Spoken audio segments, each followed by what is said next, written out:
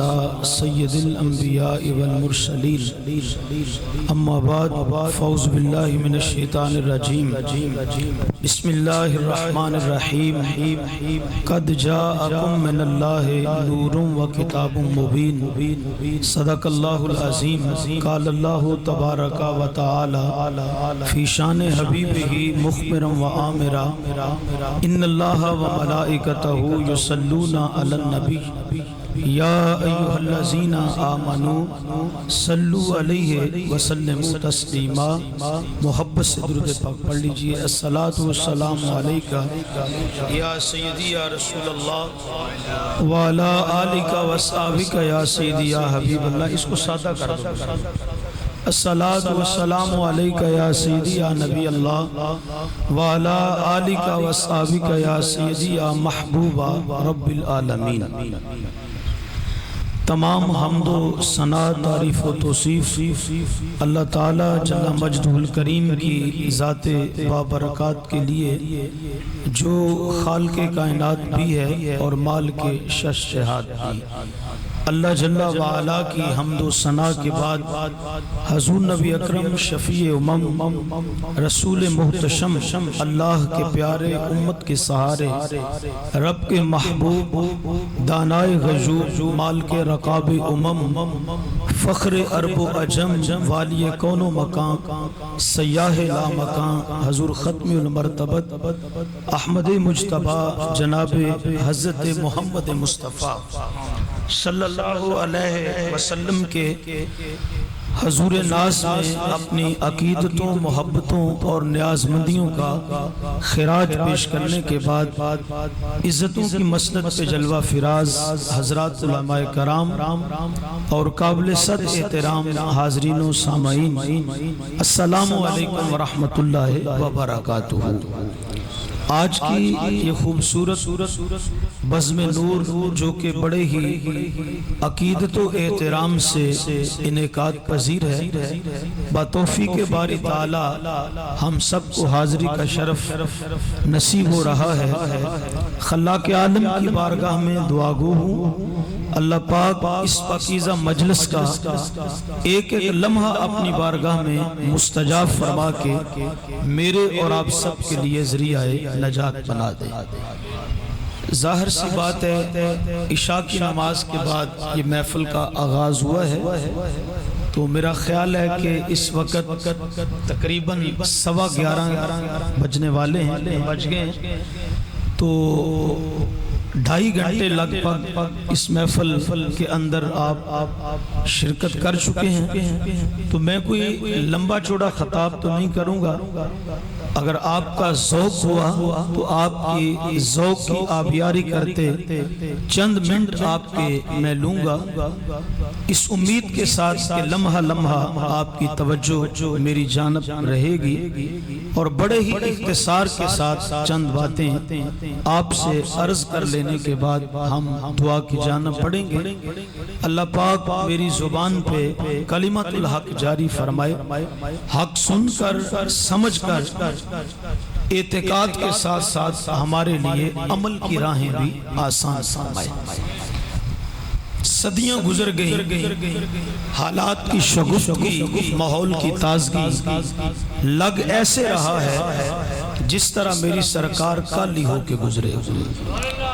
زمین سے آسمان تک، آسمان سے لامکان تک ہے، کہاں کھولے تھے گیسو یار نے خوشبو کہاں تک ہے. 12 ربیع الاول شریف گزرے ہوئے بھی ایک ہفتہ ہو گیا ہے، لیکن گلی گلی نگر نگر کریا کریا بستی بستی جہاں سے بھی گزر ہو رہا ہے تذکرے میرے سونے محمد کے چھڑے ہوئے ہیں. اور ایسا کیوں نہ ہو، اللہ تعالیٰ کا اپنے محبوب سے وعدہ ہے وَلَلْآخِرَةُ خَيْرٌ لَكَ مِنَ الْأُولَى. محبوب تیری ہر آنے والی گھڑی گزری گھڑی سے ہم بہتر بناتے چلے جائیں گے. لوگوں نے کوئی کسر نہیں چھوڑی اس ذکر کو کم کرنے کی.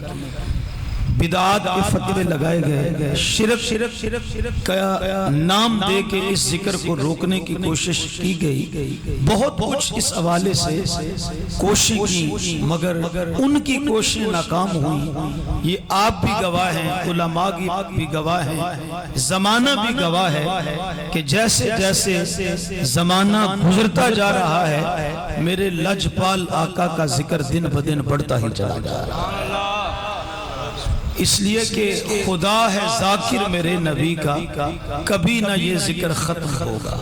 خدا ہے ذاکر میرے نبی کا، کبھی نہ یہ ذکر ختم ہوگا۔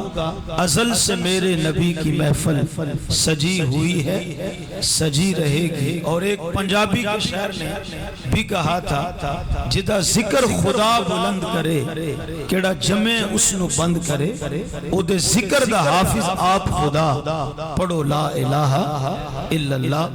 تو ارشاد ہوتا ہے قد جاءکم من اللہ نور و کتاب مبین، تحقیق تمہارے پاس اللہ کی طرف سے ایک نور آیا ہے اور ایک روشن کتاب آئی ہے۔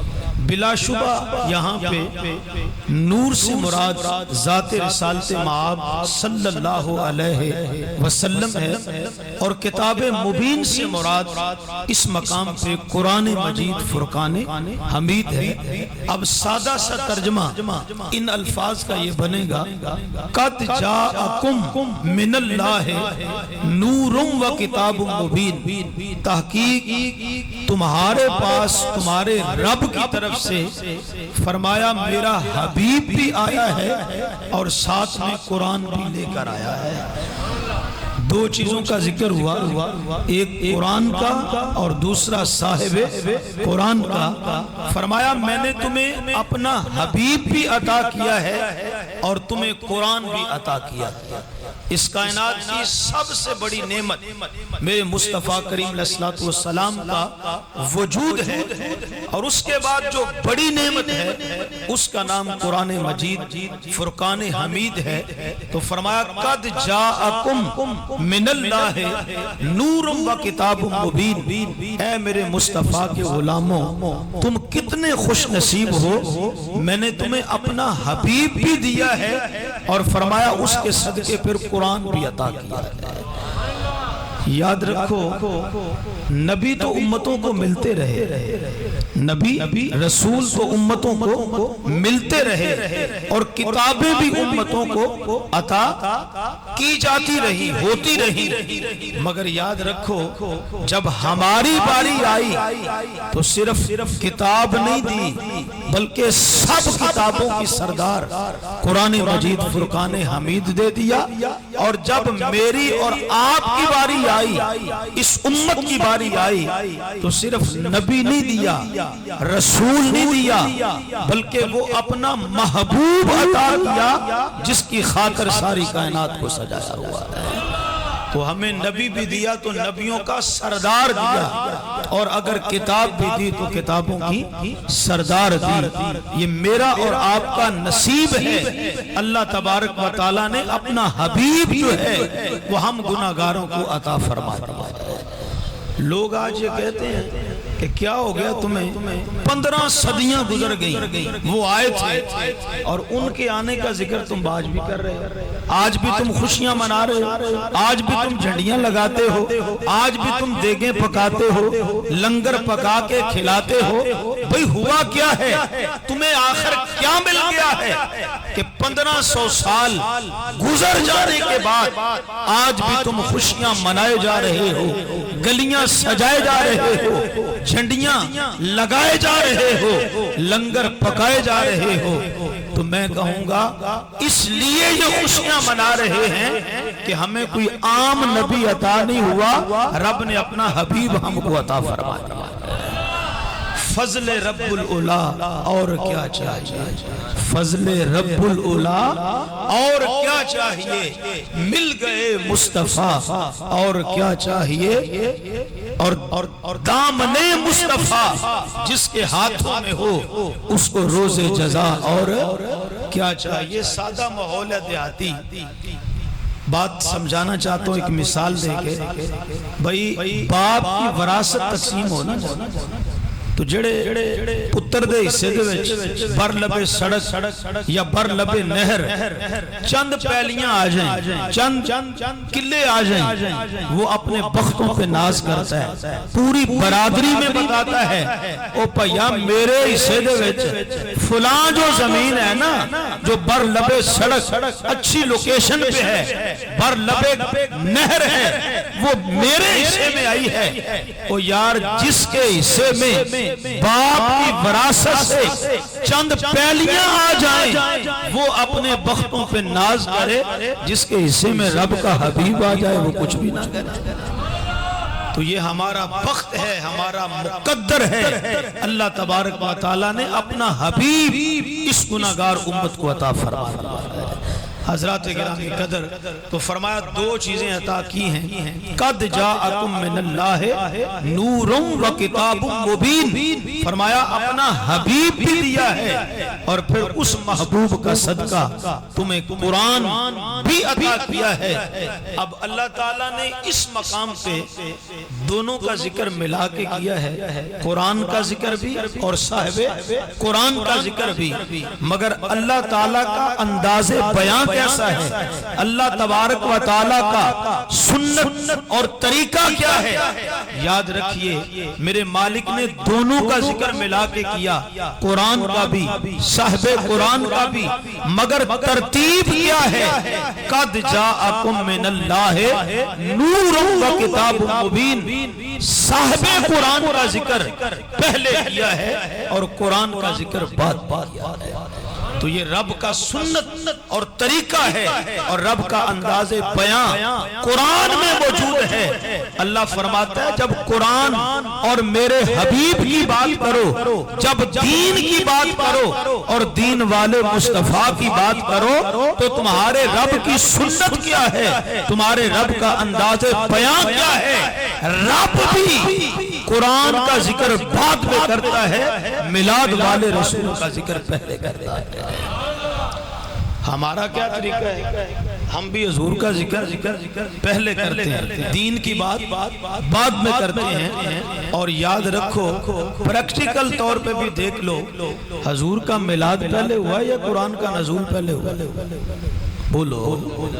سرکار کی ولادت پہلے ہوئی ہے، 40 سال کی عمر مبارک سرکار کی ہو گئی. اب غار حرا کی خلوتیں ہیں، حضور محو عبادت ہیں اور جبریل پہلی وحی اقرأ بسم ربک الذی خلق لے کر حضور کی بارگاہ میں حاضر ہوتے ہیں.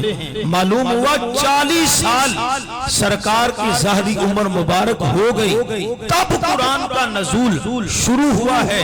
اب جب قرآن نازل ہونا شروع ہوا اس کے دامن میں نماز کی فرضیت کا حکم بھی آیا ہے، حج کی فرضیت کا حکم بھی ملا ہے، صوم و صلاۃ صدقہ خیرات اور دین کے احکام اور مسائل اترے ہیں. تو معلوم ہوا جب قرآن کا نزول بعد میں ہے، حضور کا میلاد 40 سال پہلے ہے، تو پھر قرآن کے نزول کے بعد دین کے سارے مسائل اور احکام اترے ہیں. نماز کا حکم بعد میں ہے، قرآن کا نزول بعد میں ہے، آمینہ کے لال کا میلاد پہلے ہے. تو پھر مجھے کہنے دیجئے خدا کی قسم نماز کا ذکر بعد میں ہے، میلاد والے رسول کا ذکر پہلے ہے، حج کا ذکر بعد میں ہے، میلاد والے مصطفیٰ کا ذکر پہلے ہے.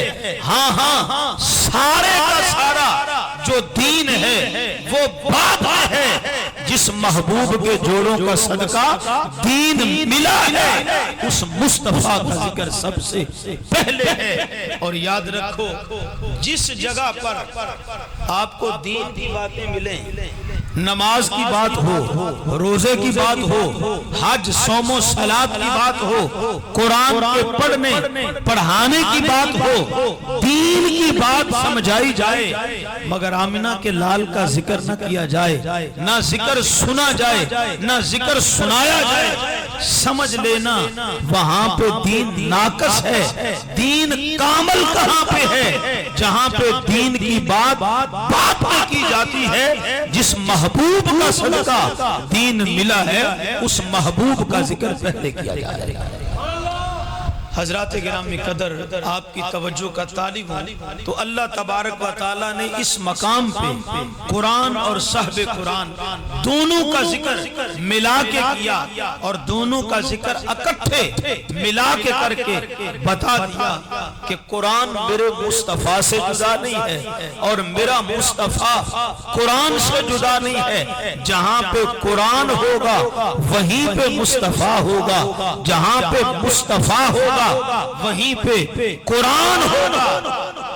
حضرت ام المؤمنین سیدہ عائشہ الصدیقہ رضی اللہ تعالی عنہا، آپ سے کسی نے پوچھا مائی صاحبہ بتائیں حضور کے اخلاق کیا تھے، حضور کی سیرت کیا ہے، حضور کا کردار کیا ہے؟ تو برجستہ جواب دیا، فرمایا پوچھنے والے تو نے کبھی قرآن نہیں پڑھا؟ جی پڑھا ہے. فرمایا کان خلقہ القرآن، یہ سارے کا سارا جو قرآن ہے الحم سے لے کے والناس تک، فرمایا جو سارا قرآن ہے یہ میرے محبوب کی اداؤں کا نام ہے، میرے مصطفیٰ کی اداؤں کا کیا ہے؟ نام ہے. بلکہ ایک صحابی دوسرے صحابی سے پوچھتے ہیں یار تو نے حضور کو دیکھا ہے، تو نے سرکار کو دیکھا ہے؟ اب آپ سے پوچھنا چاہوں گا، یہ کوئی سوال کرنے والا تھا؟ بھئی آپ کے امام صاحب ہیں، ان کے پیچھے نماز پڑھنے والے دو مقتدی، ایک مقتدی دوسرے سے پوچھے کہ آپ نے امام صاحب کو دیکھا ہے؟ تو وہ کہے گا یار تیرا یہ سوال بنتا نہیں، جن کے پیچھے 5 روزانہ کی پڑھتے ہیں ظاہر بات ہے ان کو تو دیکھا ہے، بلا شبہ دیکھا ہے، اور تو کہیں اور نہیں ہوتا، تو بھی میرے ساتھ ان کے پیچھے نماز پڑھتا ہے، یہ تجھے بھی پتا ہے میں نے دیکھا ہے، پھر سوال کیوں کرتا ہے؟ تو صحابی سے پوچھتا ہے بتا تو نے یار کو دیکھا ہے؟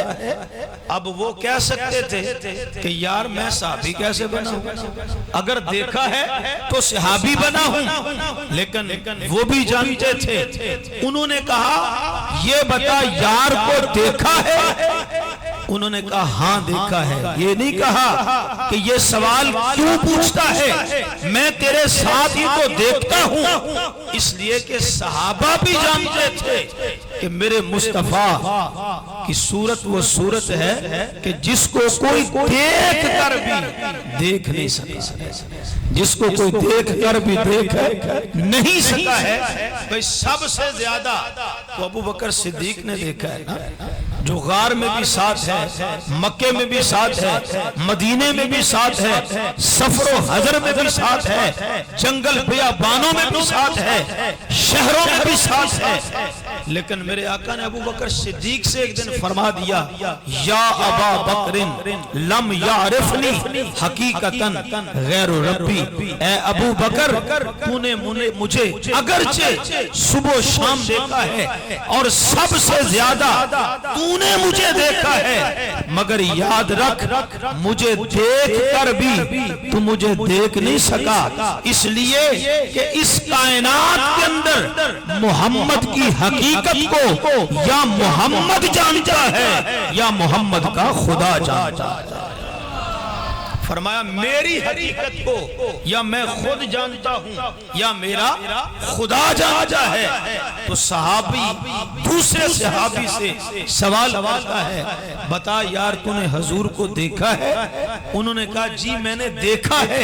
کہا پھر ذرا بتا تو صحیح میرے محبوب کا حسن کیسا ہے، میرے مصطفیٰ کا کمال کیسا ہے، میرے یار کا جمال کیسا ہے؟ اللہ اکبر. وہ کہتے ہیں کہ حسن دیکھنے والے کی آنکھ حسن دیکھنے والے کی آنکھ میں ہوتا ہے اور ہر کسی کے دیکھنے کا انداز اپنا ہوتا ہے.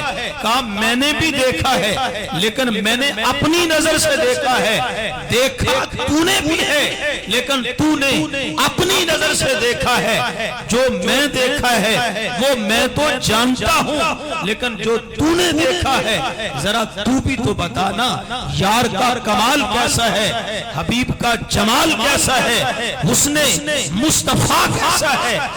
اب ہر صحابی نے اپنے انداز میں آقا کو دیکھا بھی ہے, آقا کا حسن بیان بھی کیا ہے. کسی دیکھنے والے نے دیکھ کر کہا تھا کیا بتاؤں وہ تو 14ویں رات کا چاند.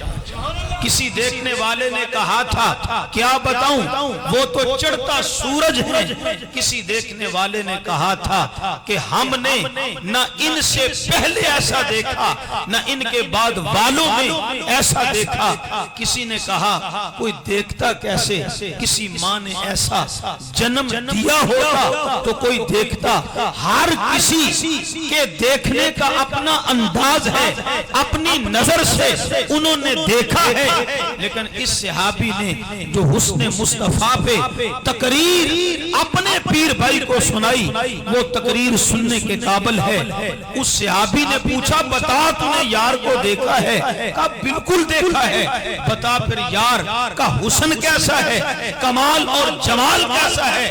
آپ کی توجہ کا طالب ہوں کوہالی والو, ذرا حسن مصطفیٰ پہ صحابی کی تقریر سننا, کسی اور کی نہیں, حضور کے صحابی کی تقریر حسن مصطفیٰ پہ سننا. پوچھا گیا یار دیکھا ہے؟ جواب دیا ہاں ہاں دیکھا ہے. پھر دوسرا سوال ہوا بتا یار دکھنے میں کیسا ہے؟ اب اس نے قلم توڑ دیے, اس نے کہا لما رآ رسول اللہ صلی اللہ علیہ وسلم فکأنہ ورقۃ مصحف. اس نے کہا کیا بتاؤں میں نے جب بھی یار کے چہرے کو دیکھا ہے, یار کا جمال دیکھا ہے, یار کا کمال دیکھا ہے, یار کا حسن دیکھا ہے. فرمایا جب بھی میری نگاہ چہرہ مصطفیٰ پہ پڑی ہے مجھے مصطفیٰ کے چہرے میں خدا کا قرآن نظر آیا. نعرہ تکبیر, نعرہ حیدری, نعرہ جشن عید میلاد النبی. فرمایا میں نے جب بھی یار کو دیکھا ہے مجھے حضور کے چہرے میں قرآن دکھائی دیا. میرا رب فرماتا ہے قد جاءکم من اللہ نور و کتاب مبین. لوگوں ایک چیز نہیں عطا کی, فرمایا محبوب بھی دیا ہے, پھر اس کے صدقے قرآن بھی دیا ہے. اللہ تعالیٰ نے اس مقام پہ قرآن اور صاحب قرآن کا ذکر ملا کے کر کے بتا دیا یہ کبھی بھی جدا نہیں ہوں گے, اور ان کے درمیان یہ جو رشتہ قائم کیا ہے یہ کسی انسان کا قائم کیا نہیں ہے, رب ذوالجلال کا قائم کیا ہوا ہے. اس لیے یہ کبھی بھی جدا نہیں ہو سکتے. قرآن حضور کے ساتھ ہے, میرے مصطفیٰ قرآن کے ساتھ ہیں. توجہ کا طالب, پہلے نبیوں کو کتاب دینے کے لیے خاص مقام پہ بلایا جاتا تھا. موسیٰ علیہ السلام کو تورات دینا تھی تو فرمایا وَإِذْ وَعَدْنَا مُوسَىٰ 40 لَيْلَةً, آنا ذرا طور پہ. پھر فرمایا نالین اتار کیا, 40 دن 40 راتیں اس طور پہ میری یاد میں بسر کر, میرے ذکر میری فکر میں گزار, میری عبادت کر, پھر تجھے تورات دی جائے گی. پہلے نبیوں کو کتاب دینے کے لیے خاص مقام پہ بلایا جاتا تھا, لیکن جب قرآن دینے کی باری آئی میرے محبوب کو کسی مقام پہ بلایا نہیں گیا. فرمایا اے حبیب ہم نے قرآن کا تیرے ساتھ ایسا رشتہ جوڑ دیا ہے, ایسا تعلق قائم کر دیا ہے. فرمایا میرے حبیب تجھے قرآن لینے کے لیے کسی جگہ پہ جانا نہیں پڑے گا, تیرے ساتھ قرآن کا رشتہ ایسا جوڑ دیا ہے میرے مصطفیٰ جہاں تو ہوگا میرا قرآن خود بخود وہاں پہ پہنچ جایا کرے گا. آپ قرآن پڑھتے ہیں نا؟ بولو، یہ پڑھنا چاہیے، یہ پڑھنے والی چیز ہے۔ قرآن پڑھنے والی چیز ہے، اور قرآن پڑھنے والا جو ہوتا ہے، قرآن اپنے پڑھنے والے کی دنیا بھی بنا دیتا ہے، اس کی آخرت بھی سنوار دیتا ہے۔ تو جب آپ قرآن مجید پڑھتے ہیں تو قرآن مجید کا بعض حصہ مکی کہلاتا ہے، بعض حصہ مدنی کہلاتا ہے، بعض صورتیں مکی ہیں اور بعض صورتیں مدنی ہیں۔ آپ کی توجہ کا طالب ہوں، یار یہ تو ایک رب کا کلام ہے، وحدہ لا شریک کا کلام ہے، ایک رب کا کلام ایک جیسا ہونا چاہیے۔ یہ کافی نہیں ہے کہ کلام اللہ ہے، یہ کافی نہیں ہے کہ قرآن کلام الہی ہے، لیکن قرآن کی بعض صورتیں مکی ہیں اور بعض صورتیں مدنی ہیں۔ یا اللہ جب تو وحدہ لا شریک ہے، ایک رب کا کلام ہے، الحم سے لے کے والناس تک ایک ہی رب کا کلام ہے، تو پھر کلام سارا ایک قسم کا ہونا چاہیے تھا، مگر قرآن کا بعض حصہ مکی ہے، بعض حصہ مدنی ہے۔ آواز آتی ہے قرآن کی ایک نسبت نہیں ہے، قرآن کو دو نسبتیں حاصل ہیں۔ ایک نسبت قرآن کی یہ ہے، یہ قرآن کلام الہی ہے، کلام اللہ ہے، پر قرآن کی دوسری نسبت یہ ہے، آمینہ کے لال کے سینہ اقدس پر اس قرآن کو نازل کیا ہے، فرمایا میرا کلام ہے، اس میں کوئی شک نہیں ہے، لیکن یار کے سینے پہ نازل ہوا ہے۔ میں نے اس قرآن کو یار کے ساتھ ایسا جوڑا ہوا ہے، جب جب یار مکی رہا قرآن مکی بنتا گیا، جب یار مدنی ہو گیا قرآن بھی مدنی بن گیا۔ یہ قرآن کا رشتہ ہے میرے حضور کے ساتھ۔ فرمایا جب سرکار مکی تھے تو قرآن بھی مکی ہے، اب حضور مدنی ہو گئے تو قرآن بھی مدنی ہو گیا۔ میں کہا کرتا ہوں قرآن کا حضور کے ساتھ یہ تعلق ہے اور یہ اتنا مضبوط رشتہ ہے کہ آپ قرآن کو چاند کہیں، اس کی چاندنی میرے مصطفیٰ، قرآن کو آپ سورج کہیں، اس کی روشنی میرے مصطفیٰ ہوں گے، قرآن کو آپ پھول کہیں تو اس کی خوبصورتی، اس کی رعنائی اور اس کی خوشبو میرے مصطفیٰ کی ذات ہے۔ اللہ فرماتا ہے قد جاءکم من اللہ نور و کتاب مبین، تحقیق تمہارے پاس اللہ کی طرف سے دو چیزیں آئی ہیں، فرمایا میرا حبیب بھی آیا ہے اور ساتھ میں قرآن بھی لے کر آیا ہے۔ آپ بھی تھک چکے ہیں اور ہم بھی مسلسل پروگرام کر کے تھکے ہوئے ہیں، لیکن میں مزید آپ کو امتحان میں نہیں ڈالوں گا۔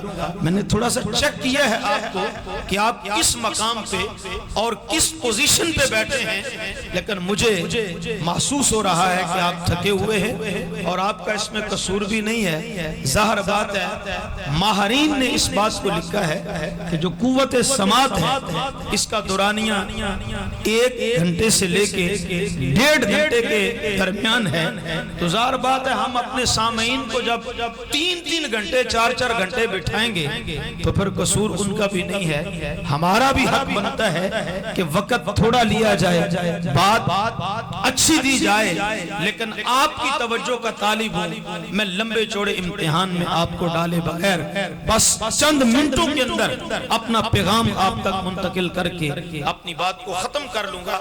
تھوڑا سا ٹائم آپ مجھے دے دیں اور آپ کی توجہ کا بھرپور طالب ہوں، ذرا غور کرنا، جاگ کے بیٹھنا۔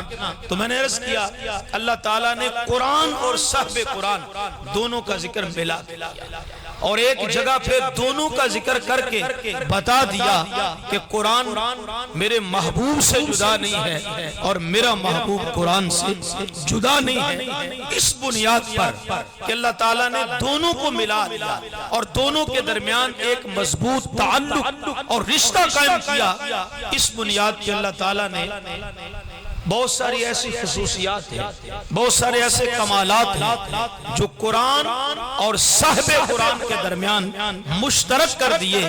اس کا مطلب یہ ہے کہ وہ کمال جو اللہ نے قرآن کو دیا ہے ادھر وہی کمال اللہ نے اپنے محبوب کو بھی عطا کیا۔ اور جو کمال اللہ نے اپنے محبوب کو عطا کیا ہے وہی کمال اللہ پاک نے قرآن کو بھی عطا کیا ہے. تو بہت سارے ایسی خوبیاں ہیں, بہت سارے ایسے کمالات ہیں جو اللہ نے قرآن اور صحب قرآن کے درمیان مشترک کر دیے. آسان تقریر مجھے بھی آتی ہے, لیکن میں کہتا تھا کہ آپ اگر ذوق کے ساتھ بیٹھے ہیں تو چلو کوئی نئی بات آپ تک پہنچائیں اور آپ کے علم میں اضافہ ہو اور ایمان کو تازگی نصیب ہو. اس لیے تقریر تھوڑی سی مشکل تو تھی لیکن آخر پہ آسان ہو جائے گی آپ کی توجہ کا طالب ہوں. تو میں نے عرض کیا بہت سارے ایسے کمالات ہیں جو اللہ تعالیٰ نے اپنے حبیب کے درمیان اور قرآن کے درمیان کیا کر دیے, مشترک کر دیے, متشابہ کر دیے. ان میں سے صرف 2 کمال یا 3 کمال وہ بھی اختصار کے ساتھ آپ کے سامنے رکھنا چاہوں گا, اس کے بعد میری تقریر ختم. توجہ کا طالب ہوں. وہ کمال جو اللہ تعالیٰ نے قرآن اور صحب قرآن کے درمیان مشترک رکھے, ان میں ایک کمال اور ایک خوبی یہ ہے کہ قرآن کو دیکھنا بھی عبادت خدا ہے اور حضور کو دیکھنا بھی عبادت خدا ہے. قرآن کو دیکھنا بھی عبادت خدا ہے اور میرے مصطفیٰ کو دیکھنا بھی عبادت خدا ہے. یار سرکار کی زیارت تو عبادت خدا ہے ہی ہے, بلکہ یہ شان تو حضور نے اپنے غلاموں کو بھی عطا فرما دیا ہے. میرے حضور کا فرمان ہے, آقا کا فرمان ہے, حضور فرماتے ہیں النظر الی وجہ علی عبادت. فرمایا لوگو میرے علی کے چہرے کو تکنا خدا کی عبادت ہے. اب اگر آپ جاگ رہے ہیں تو آپ سے پوچھنا چاہوں گا, اگر ذکر علی کے چہرے کو تکنا عبادت خدا ہے تو پھر بتاؤ نبی کے چہرے کی زیارت کا عالم کیا ہوگا؟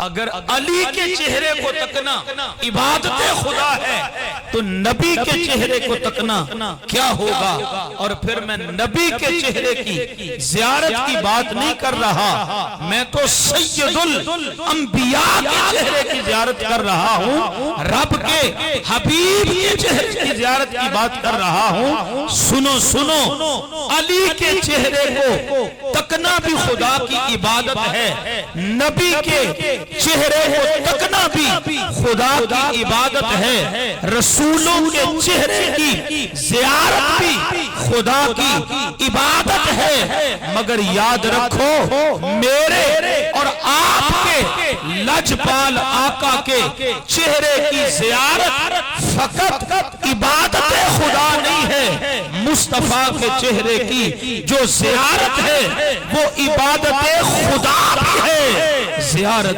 خدا بھی ہے. حضور کے چہرے کی زیارت عبادت خدا بھی ہے اور زیارت خدا بھی ہے. میرے آقا معراج سے جب پلٹ کر آئے تو واپس آنے لگے تو عرض کی مالک میں تیرا دیدار کر کے واپس لوٹ رہا ہوں. تو میرا یار ابو بکر صدیق پوچھے گا تو صحیح, سرکار آپ رات کہاں تھے, دکھائی نہیں دیے؟ تو ظاہر بات ہے میں کہوں گا ابو بکر میں رات کے مختصر سے حصے میں اپنے سر کی آنکھوں سے اپنے رب کے جلوے دکھایا. تو پھر میرا یار پوچھے گا حضور اگر آپ رب کو دیکھ کر آئے ہیں تو ذرا ہمیں بھی بتائیں نا وہ دکھنے میں کیسا لگتا ہے, اس کا جمال کمال کیسا ہے, اس کا حسن کیسا ہے.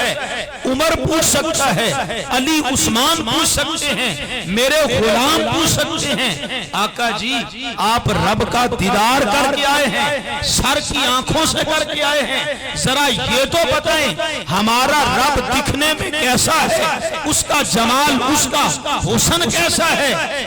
تو یا اللہ میں اپنے غلاموں کو جواب کیا دوں گا؟ آواز آئی میرے مصطفیٰ پریشان نہ ہو, میں نے آج کی رات اپنی ذاتیات کے ایسے جلوے تیرے اوپر ڈال دیے ہیں اور اپنا عکس تیرے اوپر اس طرح ڈال دیا ہے میرے مصطفیٰ، جا کر اپنے غلاموں میں اعلان کر دینا، من رآنی فقد رأى الحق، لوگوں آ جاؤ، جس نے اپنا خدا دیکھنا ہے وہ آ جائے، وہ مجھے دیکھ لے، جس نے مجھے دیکھ لیا وہ سمجھے اس نے اپنا خدا دیکھ لیا۔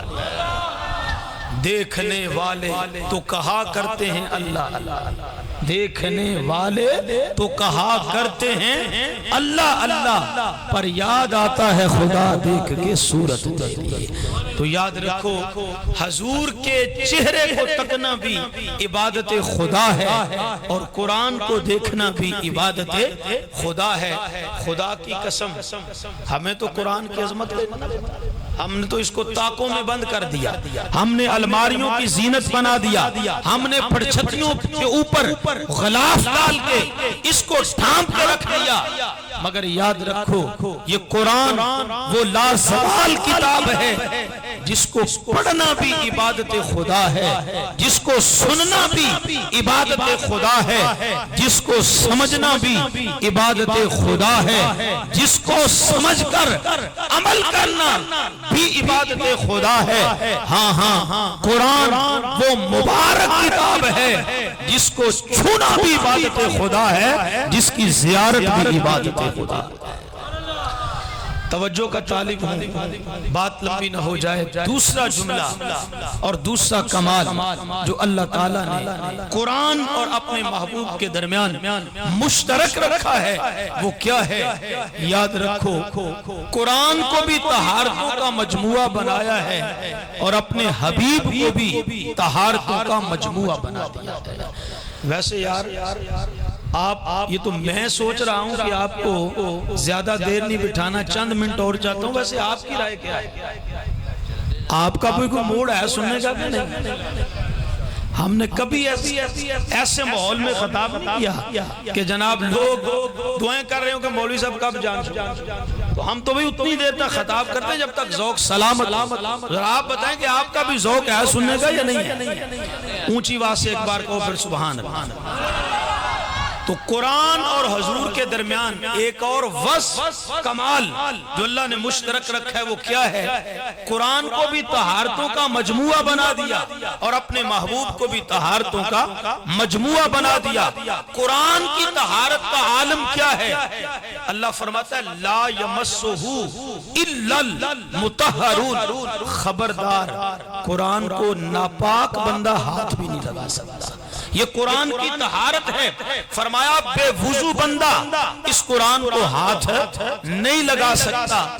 توجہ کا طالب علماء سے پوچھئے انجیل اللہ کی کتاب نہیں ہے، زبور اللہ کا کلام نہیں ہے، تورات اللہ کا کلام نہیں ہے، وہ بھی کتاب اللہ کا درجہ رکھتی ہیں، کلام الہی ہیں، وہ بھی کلام اللہ ہیں، لیکن خود ان کتابوں کے اندر یا کسی اور مقام پہ یہ حکم میں نے نہیں پڑھا اور نہ اللہ نے دیا ہے کہ تورات کو وہی چھو سکتا ہے جس کا وضو ہوگا، انجیل زبور کو ہاتھ وہی لگا سکتا ہے جو پاک ہوگا۔ مگر یاد رکھو قرآن بھی کتاب اللہ کی ہے، فرمایا انجیل زبور تورات بھی کلام میرا ہے، مگر بے وضو بندہ بھی اس کو ہاتھ لگا سکتا ہے۔ اور بھئی آج کسی جگہ اصل انجیل کا، اصل زبور کا، اصل تورات کا نسخہ دستیاب ہو، آپ کو مل جائے، تو کیا اس کو ہاتھ لگانے کے لیے وضو کرنا شرط ہوگا؟ بغیر وضو کے ان کو آپ پکڑ سکتے ہیں، چھو سکتے ہیں، ہاتھ لگا سکتے ہیں، مگر یاد رکھو قرآن کو بے وضو ہاتھ لگایا نہیں جا سکتا، ناپاک بندہ قرآن کو ہاتھ نہیں لگا سکتا۔ یا اللہ وجہ کیا ہے؟ اتنا فرق کیوں ہے؟ کلام وہ بھی تیرا ہے، کلام یہ بھی تیرا ہے، وہ بھی کتاب اللہ کا درجہ رکھتی ہیں، یہ بھی کتاب اللہ ہے۔ آواز آتی ہے تورات کلام تو میرا ہے پر نسبت موسیٰ کے ساتھ ہے، زبور کلام تو میرا ہے مگر نسبت داؤد کے ساتھ ہے، انجیل کلام تو میرا ہے مگر نسبت عیسیٰ کے ساتھ ہے، پر قرآن بھی کلام تو میرا تیرا ہے پر نسبت اس یار کے ساتھ ہے جس کو اپنی مرضی سے نہیں بنایا، یار کی مرضی سے بنایا ہے۔ سبحان اللہ۔ نعرہ تکبیر، نعرہ تکبیر، نعرہ رسالت، نعرہ حیدری، تاجداری ختم نبوت، سرکار کی آمد، آقا کی آمد۔ آپ کی توجہ کا طالب ہوں تو یہ قرآن کی طہارتوں کا عالم ہے۔ لا یمسہ الا المطہرون، بے وضو اس کو ہاتھ نہیں لگایا جا سکتا۔ اب آئیے میرے مصطفیٰ کو کیسا طہارتوں کا مجموعہ بنایا ہے، اب تفصیل میں نہیں جاؤں گا۔ حضور کی طہارت پہ 3 جملے یا 4 جملے، وہ بھی جملوں کی شکل میں آپ کی سماعتوں کی نظر کر کے آگے بڑھ رہا ہوں، آپ نے بھرپور توجہ کرنی ہے۔ اب حضور کی طہارت کا عالم کیا ہے سنیے، اس پہ پہلا جملہ، حضور کی 63 سالہ زندگی میں ایک لمحے کے لیے بھی میرے یار کے بدن پہ کبھی مکھی نہیں بیٹھی۔ 63 سالہ زندگی میں آپ شاید ترنم سننے کے عادی ہیں یا شعر و شاعری سننے کے عادی ہیں، شاید آپ کا ذوق نہیں بن رہا جو میں بنانا چاہتا ہوں۔ بہرحال تھوڑا سا آپ کو میرے ساتھ چلنا ہوگا، اب میں آ تو گیا ہوں، برداشت تو تھوڑا سا کرنا ہی ہوگا۔ آپ کی توجہ کا طالب ہوں، طہارت مصطفیٰ پہ پہلا جملہ سنیے۔ حضور کی 63 سالہ زندگی میں ایک لمحے کے لیے بھی وجود مصطفیٰ پہ کبھی مکھی نہیں بیٹھی۔ مکھی کہاں بیٹھتی ہے؟ نجاست۔ مکھی کہاں بیٹھتی ہے؟ نجاست پہ، گندگی پہ۔ اور 63 سالہ زندگی میں ایک لمحے کے لیے بھی اگر کسی وجود پہ مکھی نہ بیٹھے، ابھی بھی نہیں سمجھ آئی رب نے حبیب کیسا بنایا، اپنے محبوب کو کیسا طہارتوں کا منبع اور مجموع بنایا ہے۔ چلو یہاں پہ اس کو چھوڑیے، اب میں یہاں آپ کو ذرا کھل کے بتاتا کہ ان لوگوں کو بھی تھوڑا سا حیا تو کرنا چاہیے جو ظاہری بشریت کو دیکھ کر انہوں نے کہہ دیا نہیں جی وہ تو ہماری طرح کے ہیں، ہم ان کے طرح کے ہیں، چونکہ آنکھیں ان کی بھی 2 ہیں، آنکھیں ہماری بھی 2 ہیں، ہاتھ ان کے بھی 2 ہیں، ہاتھ ہمارے بھی 2 ہیں، قدم ان کے بھی 2 ہیں، قدم ہمارے بھی 2 ہیں، چلتے پھرتے وہ بھی تھے، چلتے پھرتے ہم بھی ہیں، کھاتے پیتے وہ بھی تھے، کھاتے پیتے ہم بھی ہیں۔ انہوں نے اس سے غلط فہمی انہیں ہوئی، انہوں نے کہہ دیا وہ ہماری طرح کے، ہم ان کی طرح کے۔ ایک ہی جملہ اس پہ عرض کر دیتا ہوں، یارو 63 سالہ زندگی میں ایک لمحے کے لیے بھی مکھی نے میرے محبوب کے بدن پر نہ بیٹھ کر یہ فیصلہ آج سے 1500 سال تقریباً پہلے سنا دیا تھا، ساری کائنات والوں کی بشریت اور ہے، مصطفیٰ جان رحمت کی بشریت اور ہے۔ دیکھو نا ساڑھے بدن تو مکھی اڑے نا، ادھر سے اڑائیں تو ادھر آکے بیٹھ جائے، ادھر سے اڑائیں تو ادھر آکے بیٹھ جائے، کئیاں بندے نو مکھی تنگی بڑا کر کیوں جی بابا ایسے ہوتا کہ نہیں؟ ہمارے بدن سے مکھی اڑے نا، ان کے وجود مبارک پہ کبھی مکھی بیٹھے نا، وہ کیسے مصلیت کا دعویٰ کرتا ہے، تیرے بدن پہ مکھی اڑتی نہیں ہے، یار کے بدن پہ کبھی لمحے کے لیے بھی مکھی بیٹھی نہیں ہے۔ آئیے طہارت مصطفیٰ پہ دوسرا جملہ سنیے، میرے مصطفیٰ کا خون مبارک بھی پاک ہے، میرے مصطفیٰ کریم کا خون مبارک بھی پاک ہے۔ اس پہ تیسرا جملہ سنیے، میرے مصطفیٰ کا بول مبارک بھی پاک ہے، میرے مصطفیٰ کریم کا بول مبارک بھی پاک ہے۔ حدیث میں آتا ہے، سیرت نگاروں نے لکھا ہے، حضرت ام ایمن رضی اللہ تعالی عنہ حضور کی خادمہ ہے اور حضور نبی اکرم صلی اللہ علیہ وسلم کے گھر کا کام کاج کرتی ہیں، تو ایک دن حضور کے کمرے کی صفائی کر رہی تھی، تو کام کرتے کرتے پیاس لگ گئی، پیاس شدت اختیار کر گئی، تو پانی کی تلاش میں جب دیکھا کہ پانی کہیں مل جائے جائے. اسی کمرے کے نکر میں ایک برتن پڑا تھا, اس میں پانی نظر آیا, اٹھا کے حضرت ام ایمن نے وہ پانی نوش کر لیا, پی لیا. اتنے میں حضور بھی آ گئے. حضور نے فرمایا ام ایمن صفائی ہو گئی؟ جی یا رسول اللہ بھی کر رہی ہوں. فرمایا رات کو میں نے ایک برتن میں بول کیا تھا, وہ کمرے کے نکر میں پڑا ہے, تو ذرا وہ اٹھا کر کے اس کو باہر پھینکاؤ اور برتن صاف کر دو. تو حضرت ام ایمن حیران ہوگی, عرض کی یا رسول اللہ وہ بول تھا؟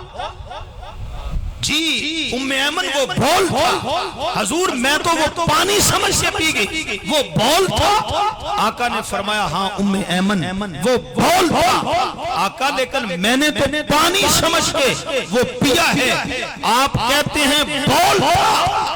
خدا کی قسم جب میں نے اس کو منہ لگایا ہے شہد سے زیادہ میٹھا تھا, مشک و عنبر سے بڑھ کر خوشبو والا تھا. یہاں پہ ایک غلط فہمی پیدا ہو سکتی ہے. میں کہتا ہوں کہ میں اس کا ازالہ کرتا جاؤں. بعد میں کوئی بندہ آپ کو صبح اٹھ کر کہے لو جی مولوی صاحب نے تقریر کے بہاؤ میں آ کے یہ جملہ کہہ دیا, تو آپ نے بھی سن لیا اور اس کو قبول کر لیا. کوئی کہہ سکتا ہے ذاتی ماحول ہے. دیکھو نا جی, پھر بشریت کے اپنے تقاضے ہوتے ہیں. پیشاب تو پھر پیشاب ہوتا ہے, اور مولوی صاحب نے کہہ دیا کہ بول مبارک سے شہد سے زیادہ وہ مٹھاس تھی, اس میں مشک و عنبر سے بڑھ کر زیادہ خوشبو والا تھا. تو یہ کیسے ہو گیا؟ تو سادی سی مثال دے دیتا ہوں, عقلی دلیل دوں گا جو آپ کی سمجھ میں آ جائے اور آپ اس کا جواب کسی دوسرے تک بھی پہنچا سکیں. شہد کبھی کھایا ہے؟ بولو. اصلی شہد کی بات کر رہا ہوں. اصلی شہد کی فیکٹری کہاں پہ ہے؟ ملتان میں ہے, لاہور میں ہے, پنڈی میں ہے, کراچی میں ہے. اصلی شہد کہاں تیار ہوتا ہے؟ اس کی فیکٹری کہاں ہے؟ تو آپ کہیں گے حضرت صاحب یہ کسی فیکٹری میں تیار نہیں ہوتا, یہ ایک مکھی کے پیٹ میں تیار ہوتا ہے. شہد کہاں تیار ہوتا ہے؟ مکھی کے پیٹ میں تیار ہوتا ہے. کیسے تیار ہوتا ہے؟ جو وہ مکھی خوراک کھاتی ہے وہ اندر جا کے شہد میں تبدیل ہو جاتا ہے. بلکہ شہد کی مکھی سے کسی نے پوچھ لیا کہ تو کڑوے پھولوں پہ بھی بیٹھتی ہے, کڑوے پھلوں کا بھی رس چوستی ہے, لیکن شہد تیرا میٹھا ہوتا ہے. اس نے کہا ہو تو میں یہ بتا دوں, میں کڑوے پھلوں پہ کڑوے پھولوں پہ بیٹھ کر جب رس چوستی ہوں وہ رس تو کڑوا ہوتا ہے, پھیکا ہوتا ہے, لیکن جب پیٹ میں اس کو لیتی ہوں اس کے بعد سونے محمد کی ذات پہ درود و سلام پڑھتی ہوں. درود مصطفیٰ کا صدقہ اللہ میرے پھیکے کو بھی میٹھا کر دیتا ہے, اللہ میرے کڑوے کو بھی میٹھا کر دیتا ہے. حضرات گرامی قدر, تو شہد کہاں بنتا ہے جی؟ مکھی کے پیٹ میں. اچھا ہے یہ بھی مکھی, یہ جو شہد کی ہے یہ بھی کیا ہے؟ مکھی. اور یہ جو چلتی پھرتی ہے یہ بھی کیا ہے؟ مکھی. جنس دونوں کی بولو, جنس دونوں کی ایک ہے, یہ بھی مکھی وہ بھی مکھی, مگر فرق کتنا ہے؟ وہ مکھی جو کھائے اندر جا کے نجاست بنتی ہے, گند بنتا ہے. یہ مکھی جو بھی کھا لے اندر جا کے شفا بنتی ہے, اندر جا کے غذا بنتی ہے, اندر جا کے دوا بنتی ہے. اس لیے کہ میرے آقا نے فرمایا شہد غذا بھی ہے, شہد دوا بھی ہے, شہد شفا بھی ہے. تو کتنا فرق ہو گیا. وہ مکھی جو کھائے اندر جا کے غلاظت بنتی ہے, یہ مکھی جو بھی کھائے اندر جا کے شہد بنتا ہے. پہلے مولوی صاحب سے یہ پوچھنا دونوں کی جنس ایک ہے, یہ بھی مکھی وہ بھی مکھی, رزلٹ کا فرق کیوں ہے؟ اس کا اگال گند بنتا ہے, اس مکھی کا اگال شہد بنتا ہے. تو جواب وہ تمہیں یہی دے گا, اس مکھی کا پیٹ اللہ نے اتنا لطیف بنا دیا ہے, اتنا صاف بنایا ہے کہ جو چیز اندر جاتی ہے وہ کچھ بھی ہو وہ شہد بن جاتا ہے. تو پھر جواب دینا, جس رب نے مکھی کو اتنا لطیف بنایا ہے اس نے اپنے حبیب کو کتنا لطیف بنایا. تو یہ فرق ہے میاں، ہم گلاب کے پھول بھی کھا لیں نا، یہ گلاب کا پھول کھا لیں تو حلق سے اوپر تک یہ پھول رہے گا، جب معدے میں چلے گئے گا تو پھول کیا بن جائے گا؟ گندگی بن جائے گا۔ ہم مشک و عنبر بھی پی لیں تو جب معدے میں جائے گا تو بدبو ہو جائے گی، اس میں پیدا ہو جائے گی بدبو۔ یاد رکھو ہم جو بھی خوراک لے لیں اندر معدے میں جا کے وہ نجاست بنتی ہے۔ میرے مصطفیٰ کی شان یہ ہے، میرے رب نے اپنا یار ایسا لطیف بنایا ہے، میرا مصطفیٰ جو خوراک اپنے پیٹ میں ڈالتا ہے وہ دوا بھی بنتی ہے اور اس میں بدبو نہیں آتی، مشک و عنبر سے بڑھ کر اس میں خوشبو آتی ہے۔ تو آقا کریم علیہ السلام نے فرمایا وہ تو بول تھا۔ ام ایمن عرض کرتی ہیں بندہ نواز میں تو پی گئی۔ فرمایا گھبرانا، اگر تو نے پی لیا ہے میرے مولا نے تیرے پہ جہنم کی آگ کو حرام کر دیا ہے، جہنم کی آگ کو حرام کر دیا ہے۔ لو بات لمبی ہو رہی ہے، نہ چاہتے ہوئے بھی بات لمبی ہو رہی ہے، اور میرا خیال ہے یہ میرے مصطفیٰ کے ذکر کا کمال ہے۔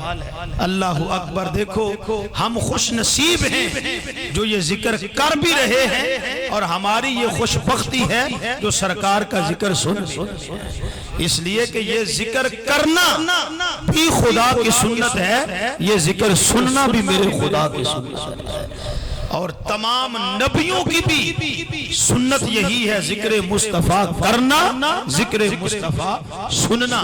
تو خیر اس پہ چوتھا جملہ سنیے، حضور کی طہارت کا عالم کیا ہے۔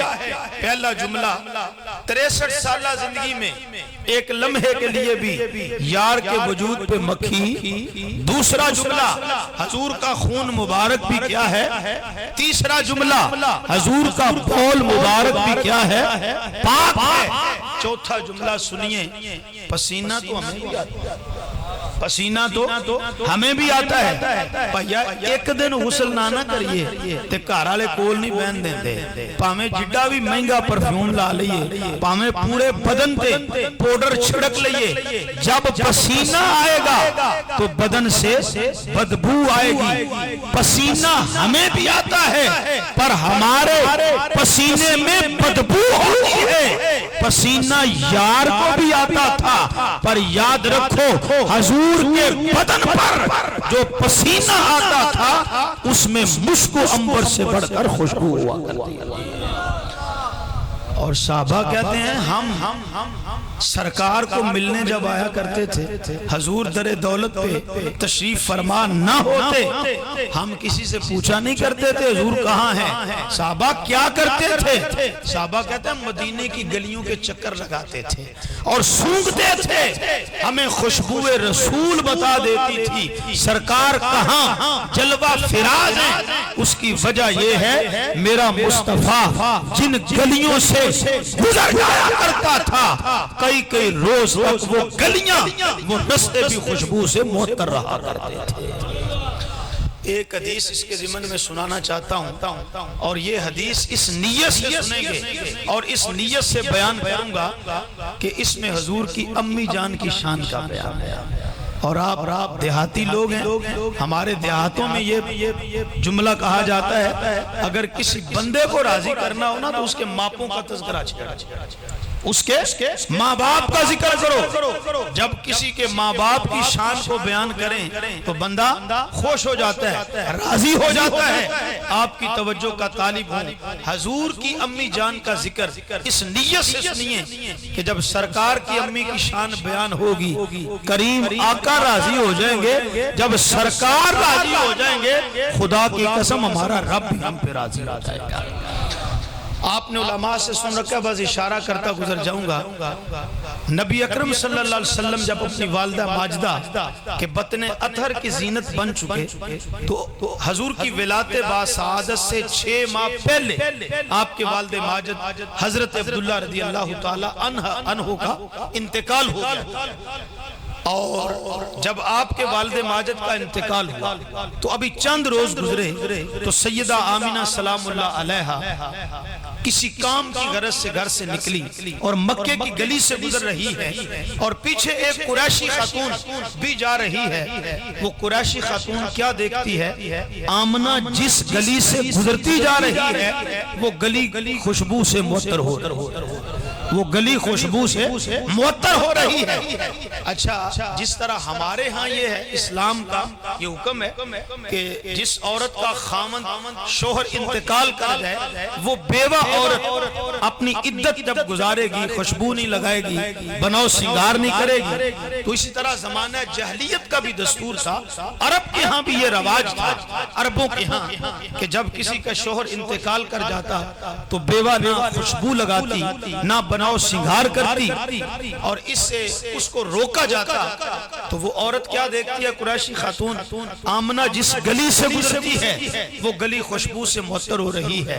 حضرت سیدہ پاک اس گلی سے گزر کے گھر آئیں، وہ قریشی عورت کے پیچھے پیچھے ہے۔ امیر لشکر، امیر قریش حضرت عبد المطلب کی بارگاہ میں آ کے اس قریشی خاتون نے شکایت لگائی، اس نے کہا اپنی بہو بیٹی کو سمجھائیں، ابھی چند روز ہوئے اس کے شوہر عبداللہ کو انتقال کیے ہوئے اور یہ خوشبو لگا کے گلیوں میں پھر رہی ہے۔ حضرت عبد المطلب نے کہا بیٹا آمنہ کیا تو نے خوشبو لگائی ہے؟ واللہ باللہ تاللہ ابا جی میں نے کوئی خوشبو نہیں لگائی۔ قریشی خاتون کہنے لگی جناب ابھی میرے ساتھ آئیں، میں آپ کو دکھاتی ہوں جس گلی سے آمنہ گزر کے آئی ہے وہ گلی وہ رستے ابھی تک خوشبو سے معطر ہیں، یہ کیسے انکار کر سکتی ہے؟ حضرت عبد المطلب نے پھر پوچھا بیٹا آمنہ بتا تو نے خوشبو لگائی ہے؟ ابا جی بالکل نہیں لگائی۔ کہا بیٹا پھر یہ کیا کہتی ہے؟ کہا ابا جی یہ بھی کسی لحاظ سے سچی ہے، ایک لحاظ سے یہ بھی سچی ہے۔ کہا پر تو نے خوشبو لگائی ہے؟ کہا خوشبو نہیں لگائی۔ کہا پر یہ کیسے سچی ہے؟ کہا سچی اس لیے ہے کہ واقعی جن گلیوں سے میں گزر کے آئی ہوں وہ گلیاں ابھی تک خوشبو سے معطر ہیں۔ کہا بیٹا جب خوشبو لگائی نہیں ہے تو یہ خوشبو کس چیز کی ہے؟ کہا خدا کی قسم میرا بطن جس بیٹے سے منور اور روشن ہوا ہے، فرمایا جو بطن میں میرے امانت ہے جب سے وہ پیارا میرے بطن کی امانت بنا ہے۔ ابا جی میں جس مٹی پہ قدم رکھتی ہوں اس مٹی سے مشک و عنبر سے بڑھ کر خوشبو آتی ہے، جن راہوں سے گزر جاتی ہوں کئی روز تک وہ راہیں بھی خوشبو سے معطر رہتی ہیں۔ ایمان سے بتاؤ جو آقا اپنی والدہ کے بطن میں ہوں تو ماں جن راہوں سے گزرے وہ راہیں خوشبو سے معطر ہوتی ہیں، خود سرکار جن راہوں سے گزرتے ہوں گے وہ گلیاں کتنے روز تک خوشبو سے معطر رہا۔ تو حضرات گرامی قدر توجہ کا طالب ہوں، یہ میرے مصطفیٰ کی طہارتوں کا عالم ہے، قرآن کی طہارتوں کا عالم یہ ہے لا یمسہ الا المطہرون، اور حضور کی طہارت کا عالم کیا ہے؟ 63 سالہ زندگی میں ایک لمحے کے لیے بھی بدن مبارک پہ مکھی نہیں بیٹھی ہے، خون مبارک بھی پاک ہے، بول مبارک بھی پاک ہے، جسم سے جو پسینہ نکلتا ہے اس پسینے سے بدبو نہیں بلکہ مشک و عنبر سے بڑھ کر خوشبو آتی ہے۔ آئیے آخری بات سن لیں، وہ یہ ہے ایک اور وصف جو اللہ نے قرآن اور صحب قرآن کے درمیان مشترک رکھا ہے، وہ کیا ہے؟ قرآن اللہ کی آخری کتاب ہے اور حضور اللہ کے آخری نبی، وہ بھی آخر میں اور یہ بھی آخر میں، وہ کتابوں میں آخر میں اور وہ نبیوں میں آخر میں۔ یاد رکھو قرآن کے بعد اب کوئی کتاب نہیں ہے، مصطفیٰ کے بعد اب کوئی نبی نہیں ہے۔ صرف 5 منٹ آپ نے مجھے دینے ہیں، اپنا میسج آپ تک پہنچا کے بات کو ختم کر رہا ہوں۔ توجہ کا طالب ہوں، یہ 5 منٹ آپ نے ذرا جاگ کے میرے ساتھ چلنا ہے۔ حضور نبیوں میں آخری ہے اور قرآن کتابوں میں آخری ہے۔ قرآن کے بعد کتاب کوئی نہیں ہے، میرے مصطفیٰ کے بعد اب کوئی نبی نہیں ہے۔ اقبال نے کہا تھا پس خدا بر ما شریعت ختم کر، بر رسول ما رسالت ختم کر۔ اللہ نے ہمارے پہ شریعت کا دروازہ بند کر دیا ہے اور ہمارے آقا و مولا پہ اللہ نے نبوت و رسالت کا دروازہ بند کر دیا ہے۔ اور میرے آقا کا فرمان ہے انا آخر الانبیاء وانتم آخر الامم، فرمایا میں نبیوں میں آخری نبی ہوں اور میرے غلاموں تم امتوں میں آخری امت ہو۔ فرمایا تمہارے بعد امت کوئی نہیں ہے اور میرے بعد اب نبی کوئی نہیں ہے۔ تو ہمارا یہ عقیدہ ہے حضور اللہ کے، سب کہیں حضور اللہ کے آخری نبی ہیں اور حضور کے بعد اب کوئی نبی پیدا ہو سکتا نہیں ہے۔ ہاں نبی آئے گا ضرور، نبی آئے گا ضرور، یہ نہیں کہنا کہ نبی حضور کے بعد آ کوئی نہیں سکتا، آئے گا ضرور، اس لیے کہ حضرت عیسیٰ علیہ السلام نے ابھی آنا ہے اور ہمارا عقیدہ ہے وما قتلوہ وما صلبوہ، نہ انہیں قتل کیا گیا نہ انہیں سولی چڑھایا گیا، بلکہ اللہ نے باحفاظت چوتھے آسمان پہ ان کو اٹھا لیا اور قرب قیامت جناب عیسیٰ علیہ السلام دوبارہ زمین پہ تشریف لائیں گے۔ لیکن سنو ختم نبوت کی حساسیت کیا ہے؟ حضور کے بعد اب نبی آئے گا، حضرت عیسیٰ علیہ السلام جب آئیں گے نبی بھی ہوں گے رسول بھی ہوں گے، لیکن یاد رکھو یہ ختم نبوت کی حساسیت ہے کہ میرے مصطفیٰ کے بعد اگر سچا نبی بھی آئے تو وہ بھی نبوت کا پرچار نہیں کرتا، وہ بھی داعیے نبوت نہیں ہوگا، نبی بن کے نہیں رہے گا، حضور کا امتی حضور کا غلام بن کے رہے گا۔ نعرہ تکبیر، حضور کے بعد نعرہ رسالت، نعرہ حیدری، نعرہ غوثیہ، تاجدار ختم نبوت، تاجدار ختم نبوت۔ حضور کے بعد سچا نبی بھی آئے تو اس کو بھی نبوت کے پرچار کرنے کی مجال نہیں، تو قادیان کے قذاب کی تو گنجائش بچتی نہیں، یہ تو ہے ہی قذاب، یہ تو ہے ہی دجال۔ تو سچا نبی بھی آئے گا، وہ بھی نبی بن کے نہیں رہے گا، خدا کی قسم مصطفیٰ کا امتی غلام بن کے رہے گا۔ اور حدیث صحیح میں آتا ہے عیسیٰ علیہ السلام قرب قیامت آئیں گے پر کلمہ میرے مصطفیٰ کا پڑھیں گے، تبلیغ قرآن کی کریں گے اور تعلیم دین اسلام کی دیں گے اور زمانے کو بتائیں گے مصطفیٰ کے آنے سے پہلے نبی ہونے میں مقام تھا، مصطفیٰ کے آنے سے پہلے رسول ہونے میں شان تھی، پر جب ختم نبوت کا تاج پہن کر اللہ کا حبیب آ چکا ہے، اب حضور کے آنے کے بعد نبی ہونے میں مقام نہیں ہے، محمد کا غلام ہونے میں مقام ہے۔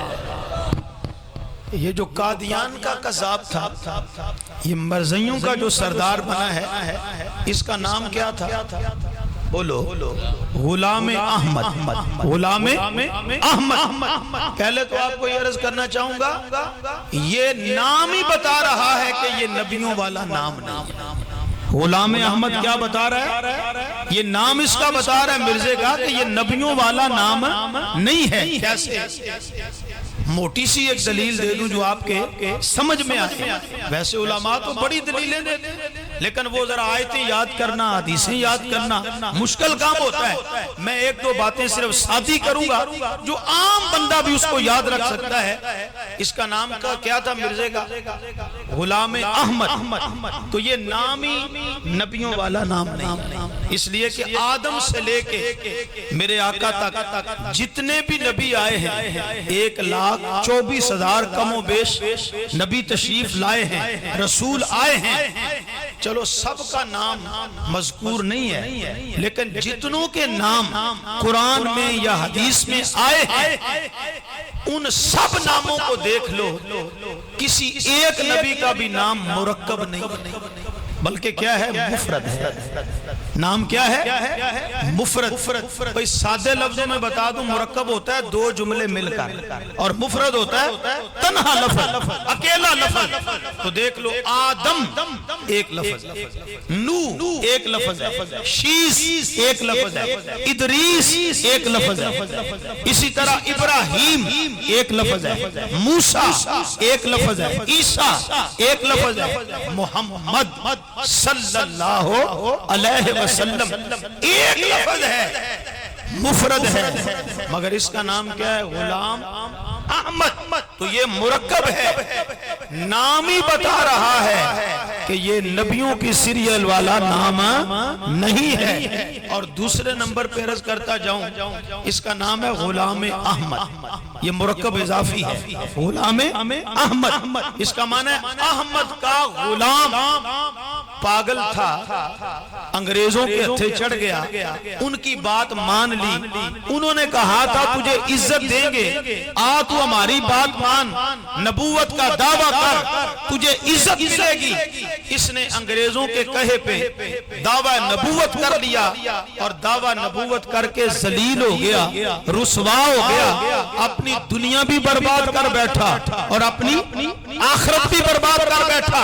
لیکن توجہ کا طالب ہوں، میں کہتا ہوں نبی نہ بنتا، خدا کی قسم غلام احمد تھا۔ ماں باپ نے نام کیا رکھا تھا؟ یہ احمد کا غلام ہے، اسم با مسمى بن کے رہتا، سرکار کا غلام بن کے رہتا۔ اس جہاں میں بھی اللہ عزت عطا فرما دیتا، اگلے جہاں میں بھی عزتوں کے تاج پہنا دیتا۔ تاجدار ختم نبوت، زندہ تاجدار ختم نبوت۔ تو اس کا نام غلام احمد تھا، اور نبی بن بیٹھا، ذلیل ہو گیا، رسوا ہو گیا، دونوں جہاں برباد کر بیٹھا۔ عیسیٰ علیہ السلام نے یہی تو آ کے بتانا ہے، حضور کا کلمہ پڑھ کر، حضور کی غلامی اختیار کر کے بتانا ہے کہ میں نبی بھی ہوں اور رسول بھی ہوں اور صاحب کتاب نبی ہوں، لیکن اس کے باوجود اب میں نبی بن کے نہیں رہوں گا، محمد عربی کا غلام بن کے رہوں گا، اس لیے کہ حضور کے آنے کے بعد نبی ہونے میں شان نہیں ہے، محمد مصطفیٰ کا غلام ہونے میں شان ہے۔ او پیا جدو سورج نہ چڑھے تو پھر چاند کی بھی بادشاہت ہوتی ہے، سورج نہ چڑھے تو تاروں کی اپنی رونق ہوتی ہے، تارے بھی بادشاہ ہوتے ہیں، لیکن جب سورج طلوع ہوتا ہے تو اس کے سامنے نہ پھر چاند کی چلتی ہے نہ پھر ستاروں کی چلتی ہے۔ حضرت عیسیٰ یہی تو بتائیں گے کہ ہم چاند ہیں، ہم ستارے ہیں، ہماری چمک تھی لیکن تب تک تھی جب آمینہ کا سورج طلوع نہیں ہوا تھا، ختم نبوت کا تاج پہن کر وہ سراج منیرہ طلوع نہیں ہوا تھا، اب سراج منیرہ طلوع ہو چکا ہے۔ اب ہم نبی بھی ہیں، رسول بھی ہیں، لیکن نبی بن کے نہیں رہیں گے، محمد عربی کا غلام بن کے رہیں گے۔ حضرات گرامی قدر، تو آپ یہ بات ذہن میں رکھ لیں، عقیدہ ختم نبوت اتنا ہی ضروری ہے جتنا عقیدہ توحید ضروری ہے۔ ایمان کے باب میں جتنا عقیدہ توحید ضروری ہے، اتنا ہی ایمان کے باب میں عقیدہ ختم نبوت ضروری ہے۔ تو یہ تین جملے آپ نے عقیدہ ختم نبوت پہ یاد رکھنے ہیں، اور یہ وہ سبق ہے جو ہم نے بھی یاد کرنا ہے، یاد رکھنا بھی ہے، اور صرف اپنے تک نہیں، یہ سبق ہم نے اپنی اولادوں کو بھی یاد کروانا ہے، اپنی نسلوں کو بھی یاد کروانا ہے، اور یہ سبق گلی محلے میں بھی ہم نے لوگوں تک پہنچانا ہے۔ وہ 3 جملے کیا ہیں؟ عقیدہ ختم نبوت کی تعریف میں پہلا جملہ یہ ہے، حضور اللہ کے سارے حضور اللہ کے، بھائی سارے بولو نا، حضور اللہ کے آخری نبی ہیں۔ عقیدہ ختم نبوت پہ دوسرا جملہ سن لو، وہ یہ ہے کہ حضور کے بعد اب کوئی نبی پیدا نہیں ہو سکتا۔ حضور کے بعد اب کوئی نیا نبی وہ جو آئے گا وہ پہلے آ چکا ہوگا، تب آئے گا، نیا نبی کوئی پیدا ہو سکتا نہیں ہے۔ اور عقیدہ ختم نبوت پہ تیسرا اور آخری جملہ سن لو کہ اب کوئی دعویٰ نبوت کرے تو وہ کذاب ہے، وہ دجال ہے، وہ خائن ہے، وہ لعنتی ہے، وہ جہنمی ہے۔ صرف جہنمی نہیں، وہ کافر ہے، اور وہ دار اسلام سے خارج ہے۔ وہ دار اسلام سے کیا ہے؟ خارج ہے۔ بلکہ ہمارے علماء نے تو یہاں تک لکھا ہے کہ جو نبوت کا دعویٰ کرے وہ تو دار اسلام سے خارج ہے ہی ہے، جو اس سے نبوت کی دلیل مانگے وہ بھی دار اسلام سے خارج ہو جاتا ہے، وہ بھی دار اسلام سے۔ بلکہ سیدی اعلیٰ حضرت نے لکھا ہے کہ جو دعویٰ نبوت کرے وہ بھی دار اسلام سے خارج ہے، اور جو اس کو کافر نہ مانے وہ بھی دار اسلام سے خارج ہو جاتا ہے۔ تو عقیدہ ختم نبوت پہ تیسرا جملہ وہ یہ ہے کہ اگر اب کوئی دعویٰ نبوت کرے تو وہ کذاب ہوگا، وہ دجال ہوگا، وہ خائن ہوگا، وہ جہنمی ہوگا، اور وہ دار اسلام سے کیا ہوگا؟ خارج ہوگا۔ اس لیے کہ اب قیامت تک سورج چمکے گا تو میرے مصطفیٰ کی ختم نبوت کا چمکے گا۔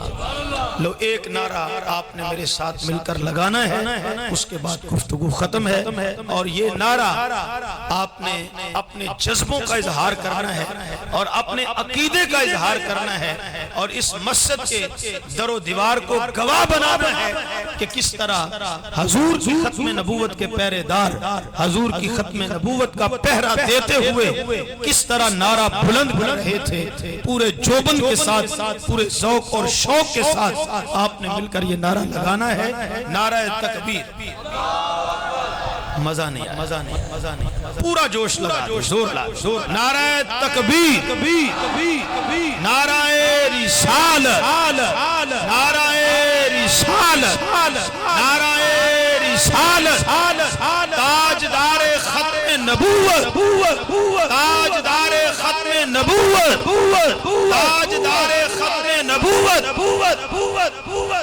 لکھتا ہوں خون دل سے یہ الفاظ احمری، لکھتا ہوں خون دل سے یہ الفاظ احمری، بعد از رسول ہاشمی کوئی نبی نہیں، بعد از رسول ہاشمی کوئی نبی نہیں۔ آج کی خوبصورت محفل جن دوستوں نے سجائی، انتظام کیا، دام در میں قدم سخنے جو شریک ہوا، جو محبت سے سننے آئے، میں سب کے لیے دعا گو ہوں۔ اللہ پاک سب کو دارین کی ساتھ سے نصیب فرمائے، اور سب کے یہ لمحے جو ذکر رسول کے سماعت کرنے میں گزرے ہیں، اللہ ان لمحوں کو اپنی بارگاہ میں قبول فرمائے، اور اس اجتماع نور کی برکتیں ہماری جھولیوں میں بھی ڈال دے، اور ہم سب کے گھروں تک بھی منتقل فرما دے۔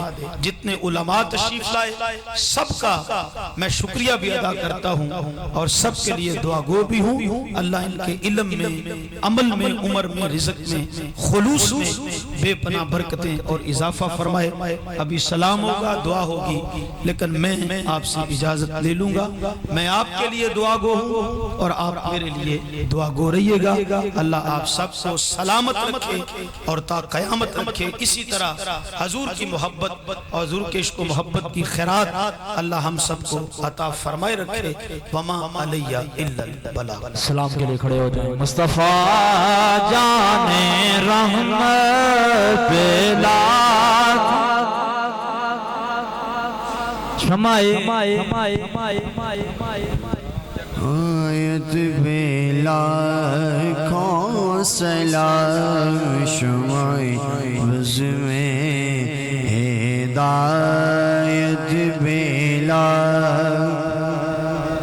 جس سہانی گھڑی چمکت باقا چاند جس سہانی گھڑی چمکت باقا چاند اس دل افروز ساعت بلا کھوں سلام مصطفیٰ جان رحمت بلا کھوں سلام شمع بز میں ہدایت بلا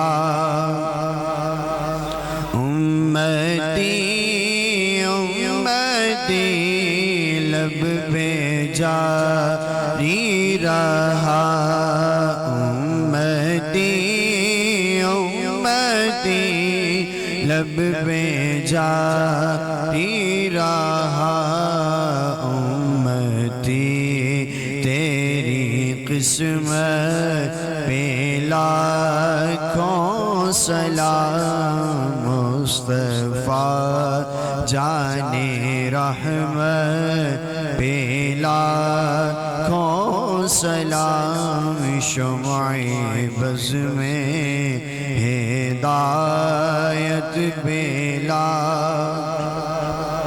جن کے آنے سے روشن ہوئے دو جہاں جن کے آنے سے روشن ہوئے دو جہاں ایسے آقا کی آمد بلا کھوں سلام مصطفیٰ جان رحمت بلا کھوں سلام شمع بز میں ہدایت بلا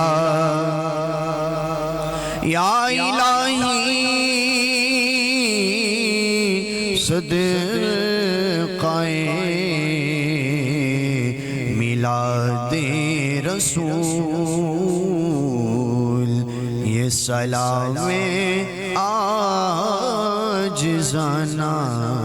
ہو قبول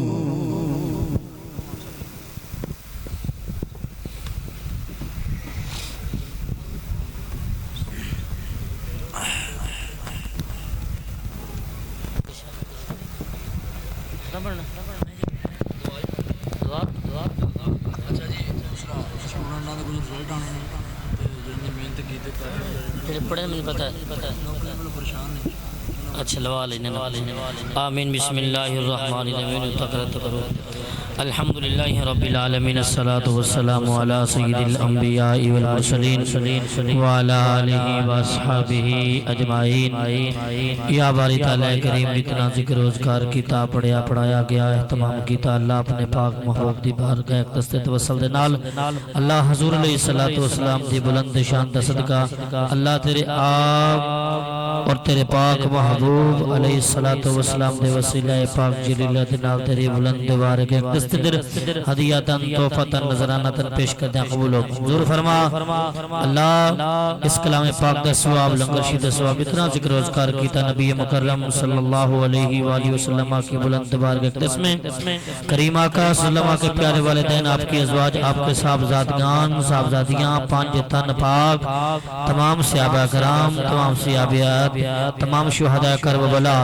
حضرت آدم علیہ نبی شنات اللہ کیا جس ٹیم تک جتنے مسلمین مسلمات مومنین مومنات یا اللہ کریم صحیح العقیدہ اس دنیا جتنے بھی چلے گئے یا اللہ اس کلام پاک دا تحفہ انہ دی روحنو اس ثواب پہنچانے قبول و منظور فرما یا اللہ کریم جتنے احباب نے ماشاءاللہ کافی وقت خدا دے گھر دے دربے کے ذکر و اذکار سنیا پڑھیا پڑھایا اللہ حضور دے ذکر دے برکت دے نال اسا گناہگار سی سیاکار بد کردار بد اعمال ہیں اللہ اپنی رحمت والے ویکھے حضور دی آمد والے ویکھے اسا سارے دیاں تمام غلطیاں کو درگزر فرما یا اللہ نیک راستے تے چلن دی توفیق عطا فرما یا اللہ سب صغیرہ کبیرہ سب گناہاں معاف فرما یا اللہ پکا سچا نمازی بنا اللہ جتنے بے اولاد سب بے اولاداں نو حضور دے میلاد دی برکت نال بے اولاداں نو اولاد صالح عطا فرما یا اللہ جنہاں بیٹیاں عطا کیتیاں اللہ تیرے خزانے وچ کوئی کمی نہیں سیدہ زہرا پاک کی پاک چادر دا واسطہ نیک اور صالح لمبی زندگی والے بیٹے بھی عطا فرما اللہ جتنے تھے انہاں دے گھراں دا ہسپتالاں وچ مسلمان بیمار ہر مسلمان بیمار نو صحت والی لمبی زندگی عطا فرما یا اللہ کریم جتنے احباب ساڑھے نوجوانوں نے امتحانات دیتا یا اللہ انہاں بچیاں نو امتحانات دے اندر کامرانی عطا فرما اللہ حضور دی عزت صدقہ یا اللہ رزق حلال دے نال مالا مال فرما جسمانی مالی گھریلو پریشانیاں تکلیفاں مصیبتاں دور فرما اللہ قیامت والے دن آقا کریم علیہ السلام دے قرب دے اندر جگہ نصیب فرمائی اللہ حضور دے یاراں دے یا حضور دے یاراں دے قرب اندر جگہ نصیب فرمائی اللہ حضور دی عزت دا واسطہ اس مسجد دے انتظامیہ دی خیر فرما جنہاں نے محفل سجائی تعاون کیتا اللہ انہاں دے گھراں نو آباد فرما رزق حلال دے نال مزید مالا مال فرما یا اللہ اس مسجد نو انتظامیہ نو دن دگنی رات چگنی ترقیاں عطا فرما اللہ حضور دی عزت واسطہ قبلہ شاہ صاحب عرصہ دراز تو اس مسجد دے اندر امام الخطیب نے اللہ انہاں نو صحت تندرستی عطا فرما اللہ حضور دی عزت واسطہ ان دے بچیاں بھی خیر فرما اللہ حضور دے جوڑیاں دا صدقہ ہر مسلمان دی خیر فرما کل امت مسلمان دی خیر فرما اللہ حضور دے جوڑیاں دا صدقہ جتنے احباب مل کے آئے ذکر سنیا پڑھیا پڑھایا اللہ انہاں نو نیکیاں عطا فرما اللہ حضور دے جوڑیاں دا صدقہ جنہاں دے والدین وچوں بہن بھائیاں وچوں رشتہ داراں وچوں جتنے بھی اس دنیا تو چلے گئے تمام دی کامل بخشش فرما بیماراں نو شفا عطا فرما صلی اللہ علی حبیبہ سیدنا محمد و آلہ وسلم سارے احباب بہ جاؤ تے بات امنی نہیں کرنی لنگر لے کے جانا ہے بڑی مہربانی ہوئے گی بڑی مہربانی ہوئے گی سارے بھائی سکون دے نال بیٹھے جاؤ